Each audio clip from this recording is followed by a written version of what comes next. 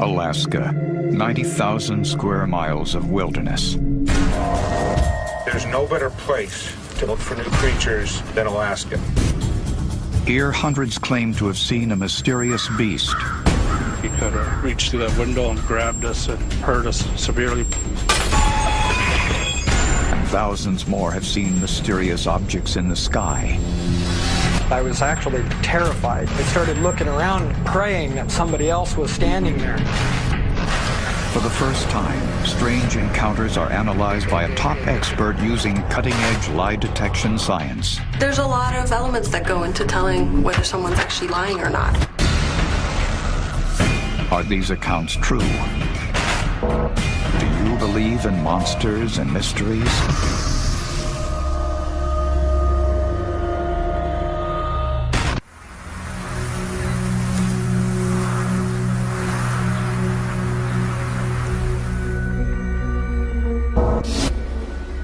My name is Thomas Fisher, and I've seen Sasquatch.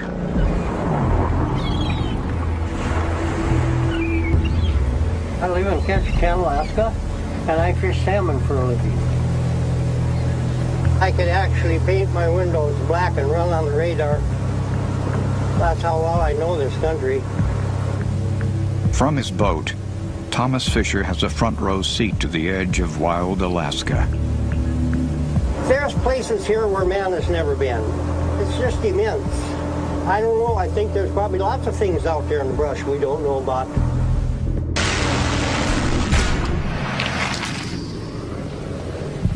Yakobi Cove, southeast Alaska.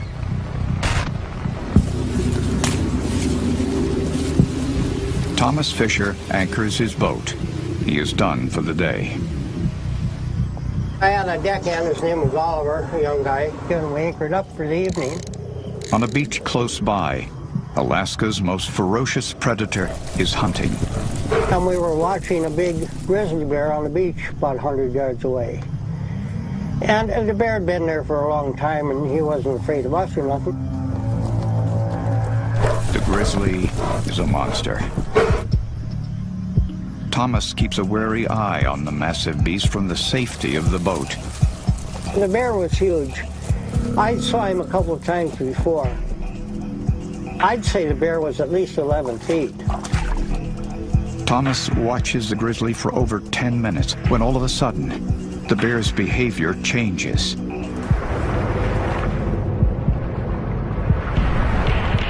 The bear freezes, seeming to sense danger. And then, one of the world's most feared predators does something rarely seen.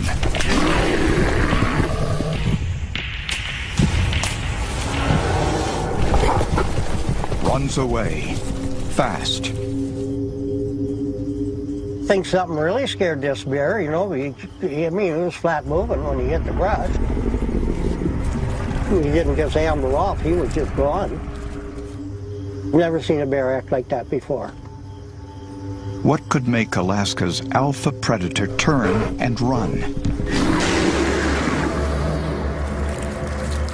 Off on the left side, this black object come out, which I thought at first was a bear. But it wasn't. It was walking on two legs like a man. And like the grizzly, this predator is not afraid of Thomas. And it walked about 50 yards out and just stood there and looked at us for about 15 seconds. Thomas is now face to face with a creature he has never seen, despite his 45 years in Alaska. It wasn't a bear because a bear cannot walk or run standing up. I knew it wasn't a bear. He said it looked just like a man, only it had hair. There's a lot of difference between looking at a man and a bear. You know, and this thing had all the features of a man, only it was all hair. And it was huge. It was at least 9 foot tall. The encounter is brief. It was a Bigfoot, just as plain as day. And he stood there probably 15 seconds. And then he ran about 100 yards into the timber. He did it so fast, it was just amazing. My deckhand looked at me and I looked at him. We said, what the heck did we just see? And we said, a Bigfoot. And Oliver, my deckhand, said, well, I'm not telling anybody.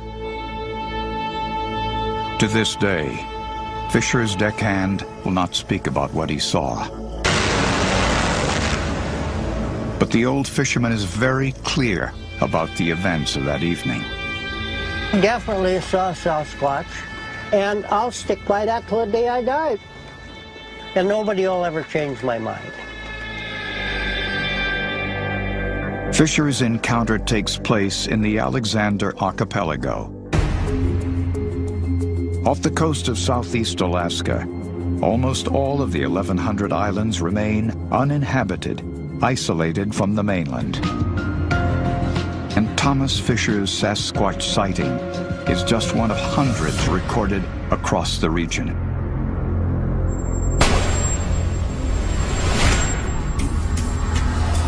I've spoken with well over 100 people in this part of southeast Alaska, alleged seeing a large man-like hair-covered creature. A faculty member of the University of Alaska, Dr. Robert Alley has been documenting and writing about eyewitness accounts of Sasquatch for over a decade. So what most people are describing is a very fleeting encounter with something that's very clearly not a bear. Today, he is traveling to Prince of Wales Island to evaluate physical evidence that the beast exists.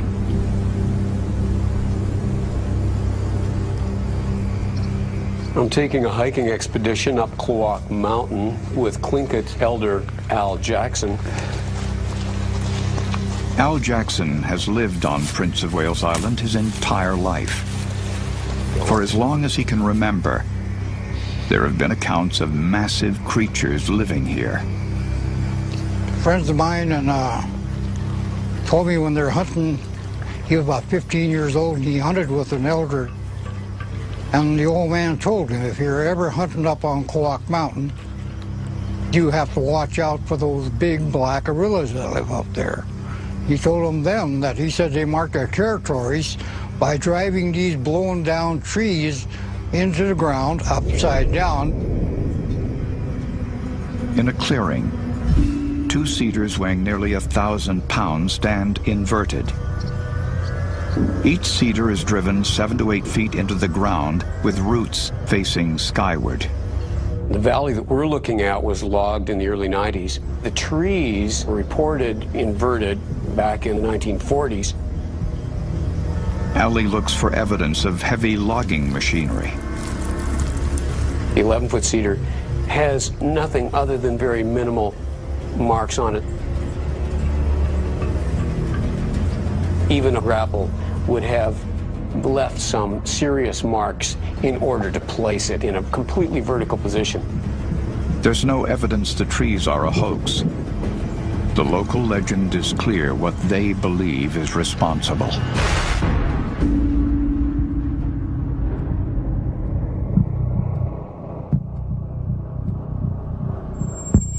Coming up, We couldn't shake this feeling of being watched. an island hunter believes he's being hunted. And a top lie detection expert determines whether Thomas Fisher is telling the truth. As you can see over here, a classic expression of disgust. I know what I saw, and nobody will ever change my mind.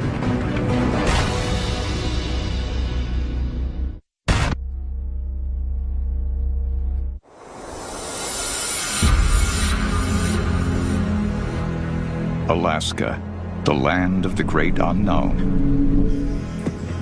90,000 square miles of desolate frontier. Over 500 known species of animals live here.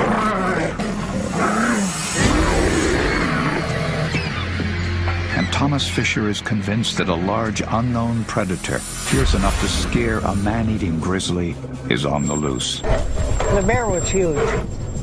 All of a sudden, something spooked him. Definitely saw Sasquatch, and I'll stick by that till the day I die. And nobody will ever change my mind. Fisher is one of hundreds of Alaskans who has reported an encounter with a Sasquatch. These people all generally have one thing in common. They spend a lot of time in the wilderness for a living. Woody Anderson is a native Alaskan. By tradition, he feeds his family by hunting and fishing. We've all been hunters all our lives. I started hunting when I was 5 years old. When he's not in the woods, Woody carves sacred masks for tribal ceremonies and for tourists.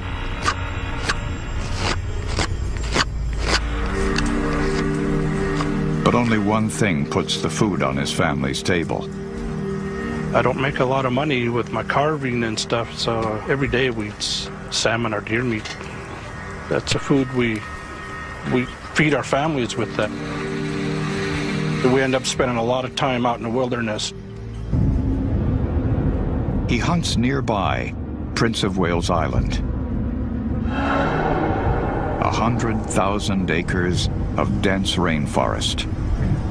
The island of Prince of Wales is important to me because I've been hunting there all my life with my family, so I know the country. I've been up to the mountaintops and down in the valleys. With the Alaska winter closing in, Woody takes his last hunting trip of the year to the island.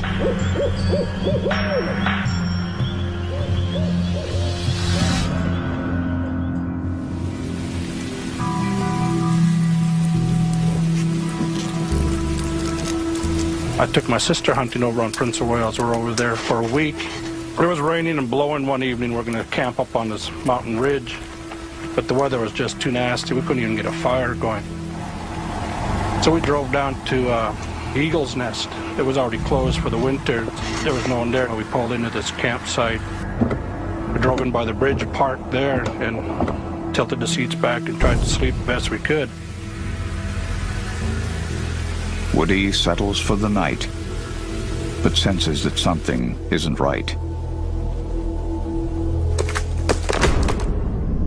We couldn't shake this feeling of being watched. The rain stops. Woody's sixth sense as a hunter is alert. Just really quiet, too quiet. No animal life, no bird activity.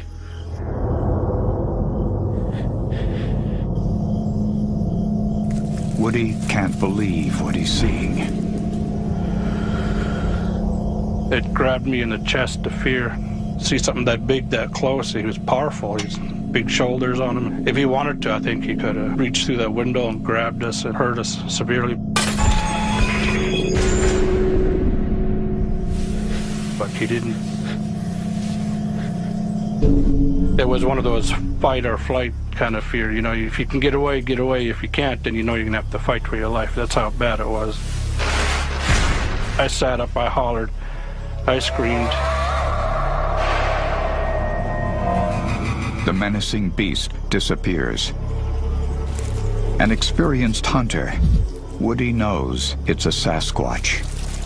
I'm out in the woods so much that I know what I saw. You know, it was mind-changing, changed my life. There's something out there that I don't know what it is. It's not human, and it's not an ape. While neither Woody or Thomas have produced physical evidence of their encounters, one expert is determined to find the truth.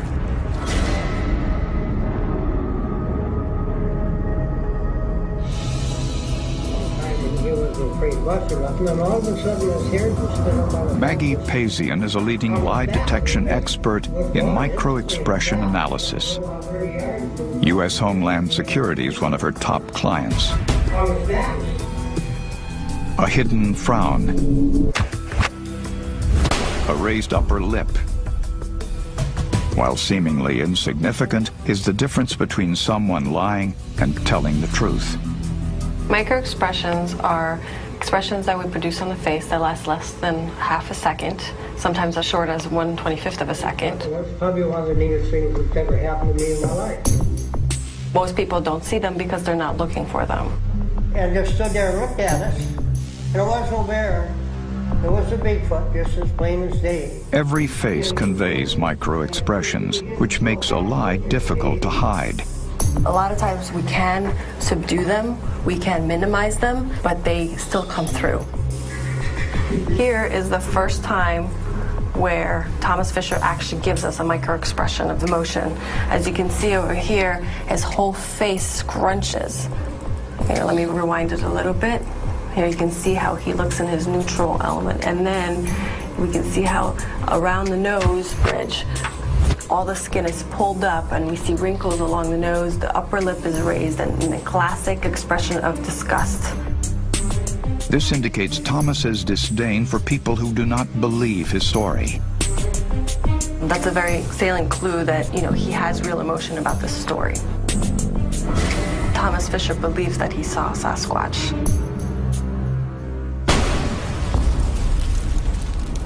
When I watch these interviews, I look for expressions produced by the subject that are contradictory to what they are saying. For Woody, the test of truth will be determining if he was afraid of his brush with Sasquatch, an emotion nearly impossible to fake. You can see the eyebrows being raised, they're pulled together, there's tension in between the brow, and stretching of the lower lip, which is a classic sign of fear. These subjects saw something. They truly believe what they told us they experienced. Next, the monster hunters chum for an Alaskan beast that rivals Loch Ness. It's putting a tug on it. Putting a tug on it!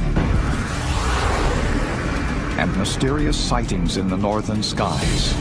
Military radar advises they are picking up an intermittent primary target behind you. In-trail, I think here.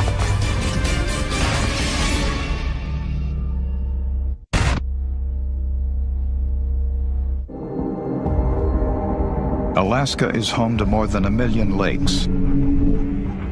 Lake Iliamna is its largest, and it's almost 1,000 feet deep. Local residents believe a monster lurks beneath its surface. They see it from the water. We came up on it. I could see that it was bigger than the boat itself that we were in. They see it from the air. Just coming up on Pedro Bay, right where I saw the creature in the water here. Whatever it is, the unknown beast is massive. The lake is located at the north end of the Alaska Peninsula and is roughly the size of the state of Rhode Island. Across the lake, there have been dozens of reports of a monster. Witnesses describe a creature almost twice the size of a great white shark. Dull aluminum in color with rough bark-like scales. The creature swims with a side-to-side tail movement. Severed lines and torn nets indicate a powerful jaw and sharp teeth. What is lurking in the depths of Iliamna? Could a natural explanation for the monster exist? Military contractor and science writer Matt Billy has been studying the lake for years. The only freshwater fish large enough to fit the reports from Lake Iliamna is the white sturgeon. It does live at these latitudes. It can attain the sizes that are being reported, but there's never been a sturgeon caught in Lake Iliamna, so we don't have a solution yet to our mystery. Despite the many creature sightings, no one has tried to catch the Iliamna monster in almost 50 years. Until now. Tinny Headland makes his living hunting the wilds of Lake Iliamna. I'm a registered guide, licensed to hunt all kinds of big game. Moose, caribou, bear, sheep. I was 12 years old when I killed my first bear. Now Tinny is on a mission to catch an even bigger beast. I was raised on this lake. I've been hearing stories since far back as I could remember. And there's something here. It's a given. I mean, but what, we don't know. Somebody's going to catch it. I want to be the one. Today, Tinny is teaming up with local guide John Beckler in an attempt to catch the lake monster. The first order of business, get the bait ready. Chumming is standard fare for attracting known monsters of the deep, like sharks. To be successful, the nastier the better. We got quite a bit of blood and juice. I don't think there's a place on this lake they haven't seen something. Where we're going is, a lot of sightings up in there. John has spent years on the water and believes that its depth may be the key. There's only been so much research done on the lake as far as depths go. Not every inch of it by any means has been looked at. I do believe in the Iliamna Lake monster. Monster's a funny term. Is it something prehistoric or something that's still, still a living species? Who knows? The Lake Iliamna region is completely isolated from the outside world. The largest boat available is a 26-foot, 400-horsepower Benz. While the boat is small, if they hook the big one, they plan to tow it back to shore without landing it.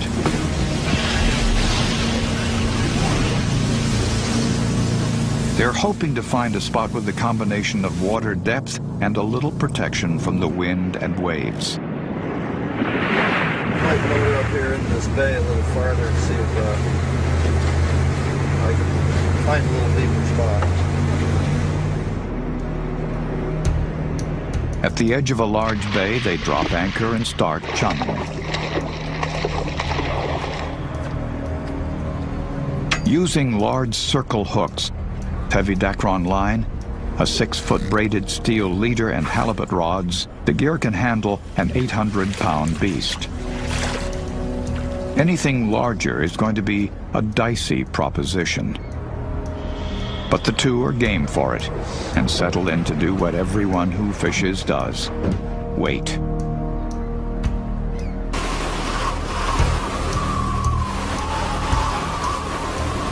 John, I got something.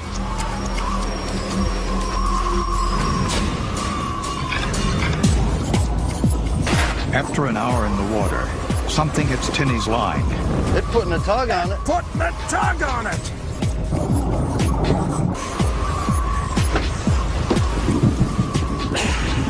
Tinny fights the beast for several minutes and then John takes over.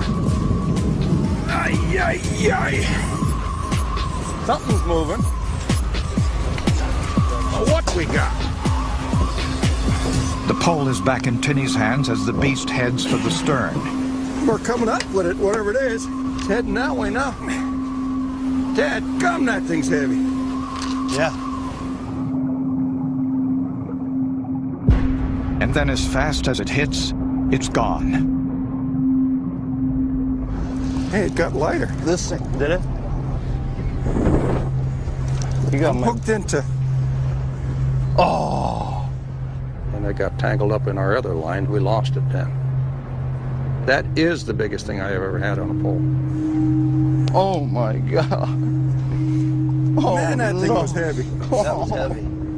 I've reeled up some 200-pound halibut before. I was going to say, I just come from halibut fishing, and I never had anything that heavy. No.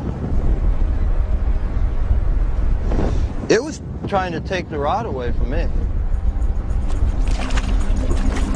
The two work fast to get bait back in the water. Behind it too. But the skies are now darkening. It's getting ugly. It's getting ugly. It can be ugly. We wanted to fish longer, after we lost that fish. But the weather on the lake, it can get so bad that you can't travel in a boat the size we were in. And it was coming. The lake is a man-eater.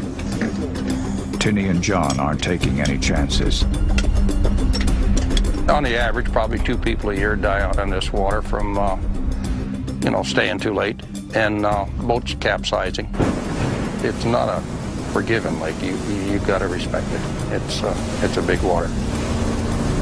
Although this may be the one that got away, the two aren't giving up. We're saving up chum right as we speak to go back and do it again. Chum it up good and give it another try.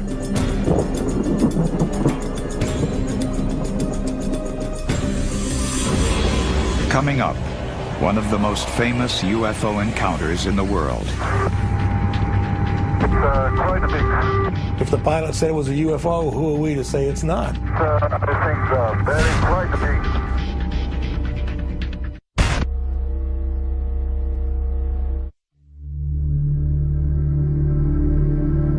Alaska winters are long and harsh. Darkness dominates up to 20 hours a day. And each winter, hundreds of Alaskans report seeing UFOs in the sky above.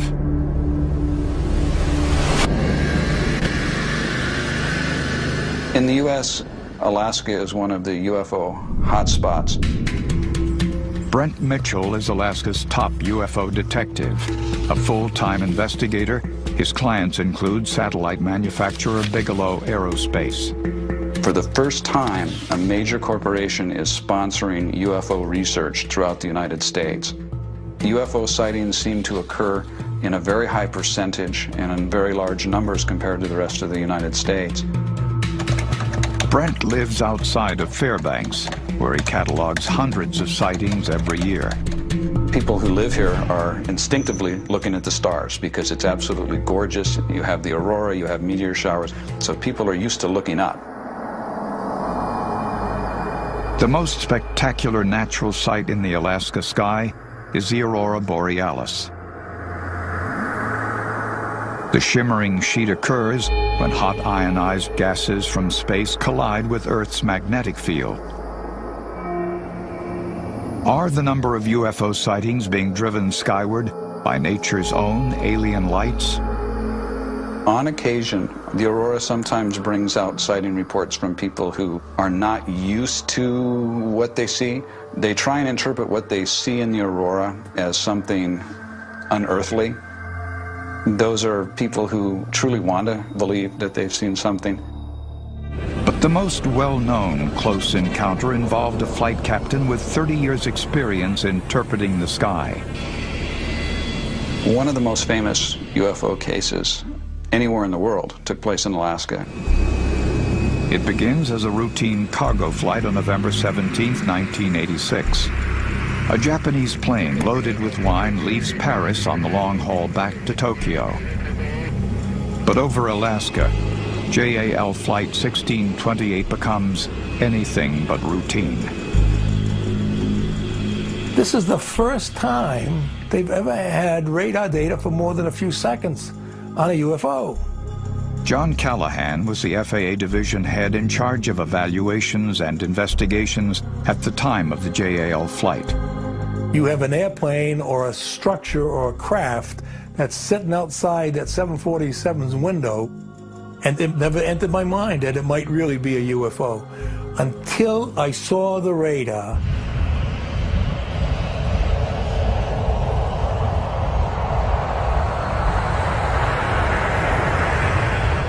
Just after 6 p.m., Captain Kenju Terauchi and a crew of 2 enter Alaska airspace for the second leg of their journey, heading for Anchorage. At the helm, Captain Terauchi has nearly 30 years in the cockpit.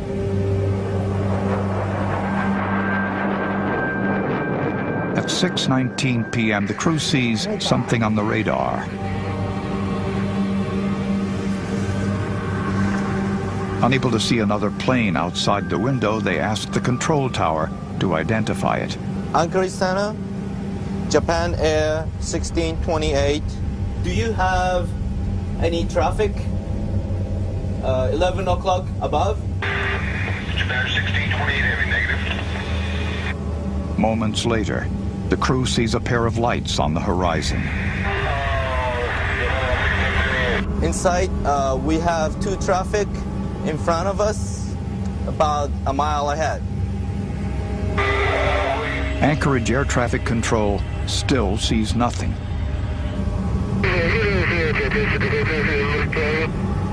Over the next 30 minutes of that flight, a variety of incidents and things occurred that made this flight the mystery flight of UFOs.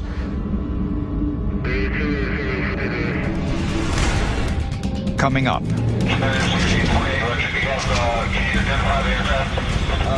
We're not sure. but we have the traffic in sight now. It's a huge ship out here. It's no longer an airplane. It's some kind of a huge thing out here that's 4 times as big as an aircraft carrier.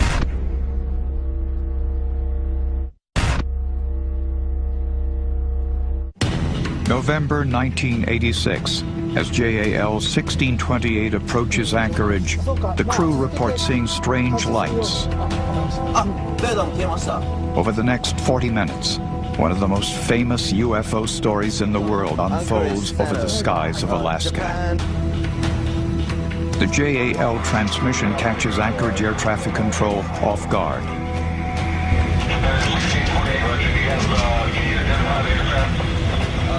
We're not sure, but we have the traffic in sight now.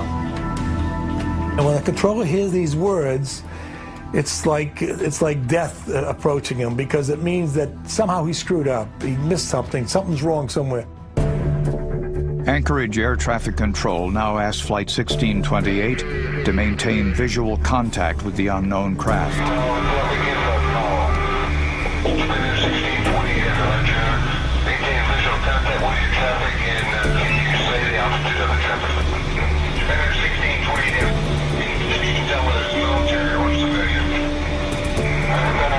We cannot identify the type, but we can see the strobo lights.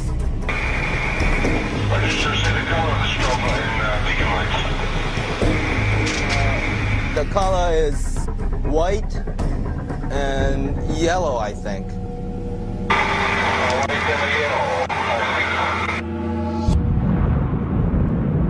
It's quite a big.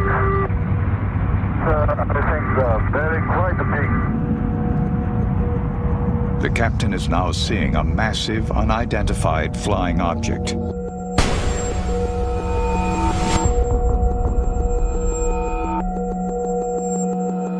It's a huge ship out here.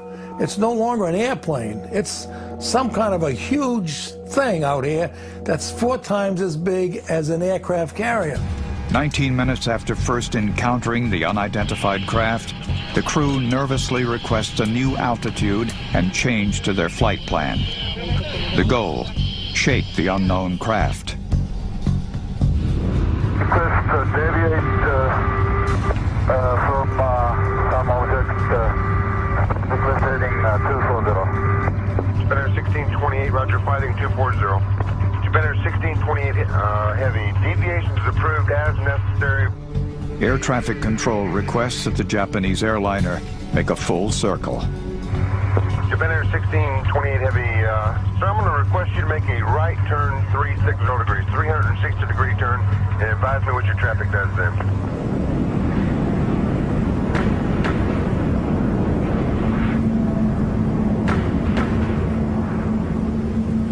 Better 1628 heavy. Sir, does your traffic appear to be staying with you?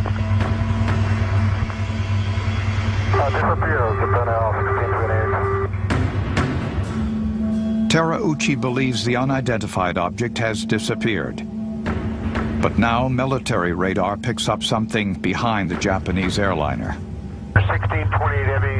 Military radar advises they are picking up intermittent primary target behind you. In trail, I say again.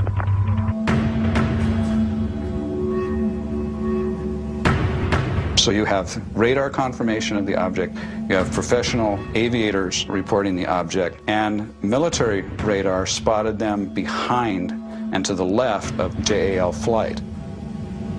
Air Traffic Control requests another jet close by, United Flight 69, to fly within sight of JAL and report any traffic.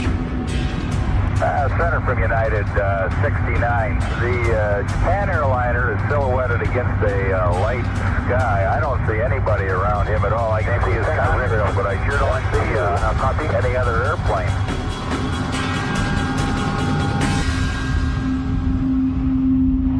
But United Flight 69 is too late. The craft has vanished.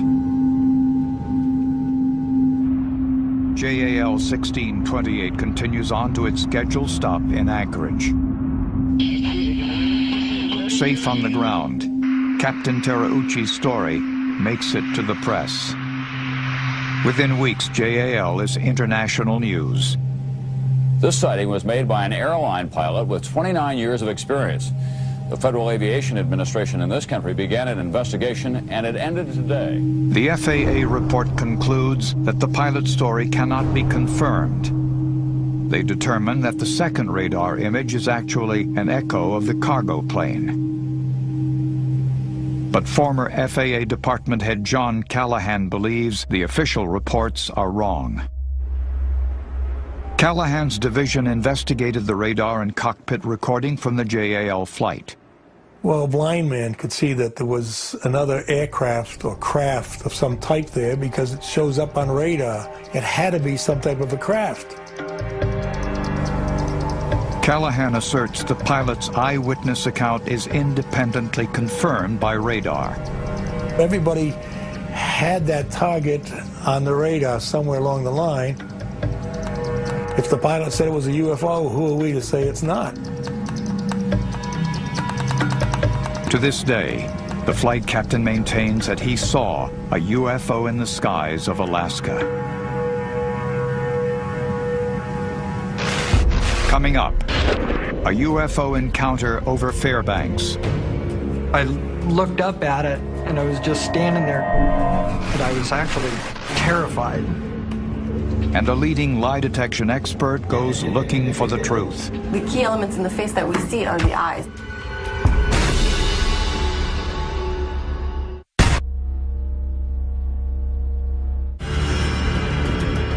In Alaska, the northern winter brings long, clear nights. Every year, Brent Mitchell investigates hundreds of winter UFO sightings. Those reports come from all different types of people. You have professional people, you have working people. The average person that reports it has seen something. When I first saw this UFO, I was like, this isn't man-made. This can't be possible. I saw a flash of light, and shortly after that, a large orb appeared. It was hovering approximately 800 feet in the air, and I could see it just as vividly as looking at a car across the street. It was bright white. It was silent. I thought to myself, oh my Lord, they really do exist.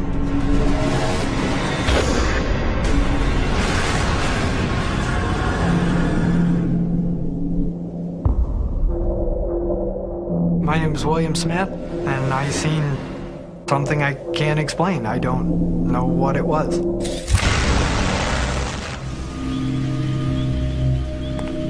One winter night, William Smith leaves work very late. It was 10 to 1, March 16th, 2009. It's a day I'll never ever forget. I got off work, it was almost 1 o'clock in the morning, and I was pulling out onto the highway, and I seen this bright blue light coming from the left side. At first I thought it was a truck, because everybody around's got big, bright blue lights on their truck. I thought, oh my God, I just pulled out in front of somebody. Then I realized that the light wasn't coming from the road, that it was coming from above me. And then I was really scared. The light was literally shining down through the windows and onto the road and pretty much everywhere. The UFO is now hovering over William. I got out of the car, I looked up at it, and I was just standing there. I was actually terrified. I started looking around, praying that somebody else was standing there. And I was all alone out there. It was like, oh my God. It looked like an eye.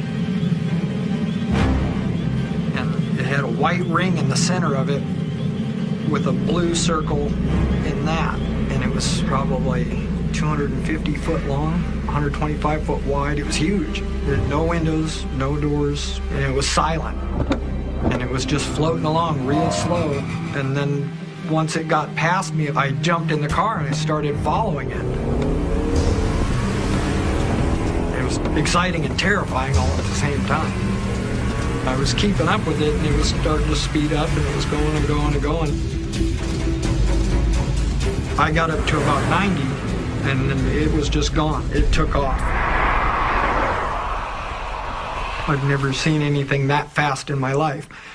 It went from there to gone, just like that. William comes home shaken by the UFO encounter. When I first got home, I was so excited I could barely sit still. I did not sleep for 38 hours. Every time I'd lay down and try and go to sleep, I would close my eyes. That's all I would see was that thing flying along. That's all I could think about.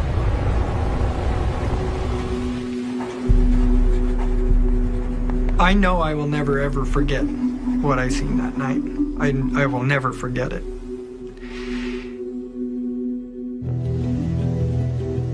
Top lie detection expert Maggie Pazian analyzes William Smith's UFO encounter. She's reading his face for micro-expressions or tells. The question, is he telling the truth? We're looking for a combination of movements on the face that, when they happen together, they relate to an emotion. If you look at this freezed frame of William Smith, the key elements in the face that we see are the eyes. The eyes are wide open. There's a lot of sclera visible, a lot of white visible above the iris. The lower lids are pulled tight, which is another key element of fear. And then in the lower face, we see a stretch in the lower lip, which is very common in fear. He shows this over and over again. These are key moments in the interview where he's sensing this fear, and he's showing us that he's feeling fear. Pazian determines that his continued fear means that William is telling the truth. He really, truly believes that he saw a UFO. Incredible. There is not a doubt in my mind that William saw something, and that it was unidentifiable, and it profoundly impacted his life. As far as Alaska, sightings are so unique and so diverse. When people are looking up, they'll see things that you wouldn't necessarily see in other places. From its dark winters to its unknown wilderness, Alaska is home to many mysteries. There's places here where man has never been. It's just immense. There's something out there that I don't know what it is. It's not human. I know I will never ever forget what I seen that night. I will never forget it. I think there's probably lots of things out there in the brush we don't know about. In Alaska, mysteries and legends have thrived for centuries and always will.